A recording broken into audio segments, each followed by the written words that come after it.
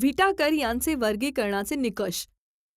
मुलांनो, अमेरिकन परिस्थितिकी तज्ज्ञ इकोलॉजिस्ट रॉबर्ट हार्डिंग व्हिटाकर यांनी 1969 मध्ये सजीवांची 5 गटात विभागणी केली.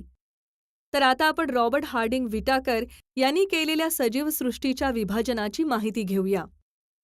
रॉबर्ट हार्डिंग व्हिटाकर यांनी पेशीच्या जटिलतेनुसार, पोषण प्रकारानुसार, जीवन पद्धतीनुसार, सजीवांच्या प्रकारानुसार व वर्गानुवंशिक संबंधानुसार असे निकष विचारात घेऊन सजीवसृष्टीचे 5 गटात विभाजन केले आहे.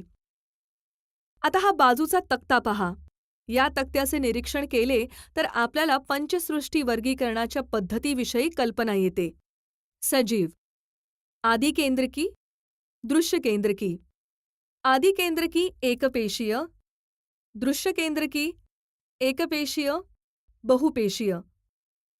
एकपेशीय सृष्टी 1 मोनेरा, एकपेशीय सृष्टी 2 प्रोटिस्टा, बहुपेशीय सृष्टी 3 कवके पेशीभित्तिका असणारे पण प्रकाश संश्लेषण करू न शकणारे, सृष्टी 4 वनस्पती पेशीभित्तिका असणारे व प्रकाश संश्लेषण करू शकणारे, सृष्टी 5 प्राणी पेशीभित्तिका नसणारे.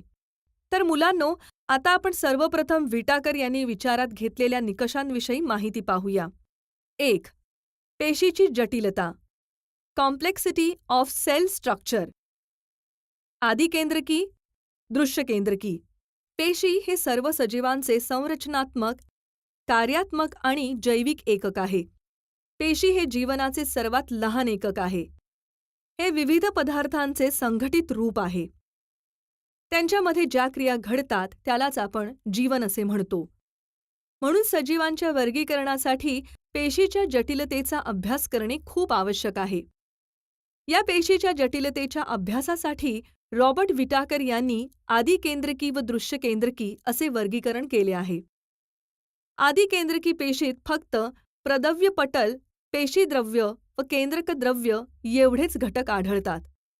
तर दृश्यकेंद्रकी पेशीपटलांच्या साहाय्याने बनलेल्या विविध अंगकांच्या अंतर्भावाने तयार झालेल्या असतात. या वनस्पती व प्राणी पेशीत आढळतात.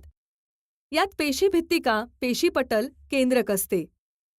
2. सजीवांचा प्रकार, जटिलता. Complexity of organisms. रॉबर्ट व्हिटाकर यांनी वर्गीकरणासाठी एकपेशीय किंवा बहुपेशीय या निकषाचा विचार केला आहे. पेशी: एकपेशीय, बहुपेशीय. एकपेशीय: ज्या सजीवांमध्ये पेशीची संख्या एकच असते ते एकपेशीय सजीव होत. उदाहरणार्थ अमिबा. बहुपेशीय: ज्या सजीवांमध्ये पेशीची संख्या एकापेक्षा अधिक असते त्यांना बहुपेशीय सजीव म्हणतात. उदाहरणार्थ हत्ती, मानव.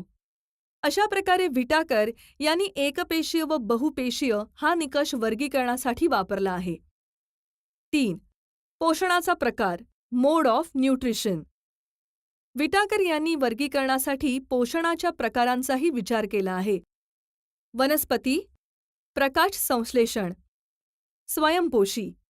उदाहरणार्थ वटवृक्ष, कडुलिंब इत्यादी. कवके, परपोषी. मृतावशेषातून अन्नशोषण. उदाहरणार्थ बुरशी. प्राणी, परपोषी, भक्षण. उदाहरणार्थ वाघ, सिंह, माणूस. अशा प्रकारे व्हिटाकर यांनी वर्गीकरणासाठी पोषणाच्या प्रकाराचा निकष विचारात घेतला आहे. 4. जीवनपद्धती, लाईफस्टाईल. वर्गीकरणासाठी जीवनपद्धतीही त्यांनी लक्षात घेतली आहे. पोषणाच्या अनुषंगाने प्रत्येक सजीव निरनिराळ्या पोषण पातळ्यांवर असतो. यालाच जीवनपद्धती म्हणतात. जसे उत्पादक वनस्पती, भक्षक प्राणी, विघटक कवके. अशा प्रकारे जीवनपद्धतीनुसार आपण सजीवांचा अभ्यास करू शकतो. 5.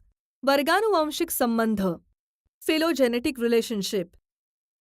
रॉबर्ट व्हिटाकर यांनी सजीवांच्या वर्गीकरणासाठी वर्गानुवंशिक संबंध या निकषाचा विचार केला आहे. यामध्ये त्यांनी आदिकेंद्रकी ते दृश्यकेंद्रकी, एकपेशीय ते बहुपेशीय अशा पद्धतीत सजीवांचे वर्ग विकसित होत गेले याला वर्गानुवंशिक संबंध असे म्हणतात. विटाकर यांचे वर्गीकरणांचे निकष: पेशीची जटिलता, सजीवांचा प्रकार, पोषणाचा प्रकार, जीवनपद्धती, वर्गानुवंशिक संबंध.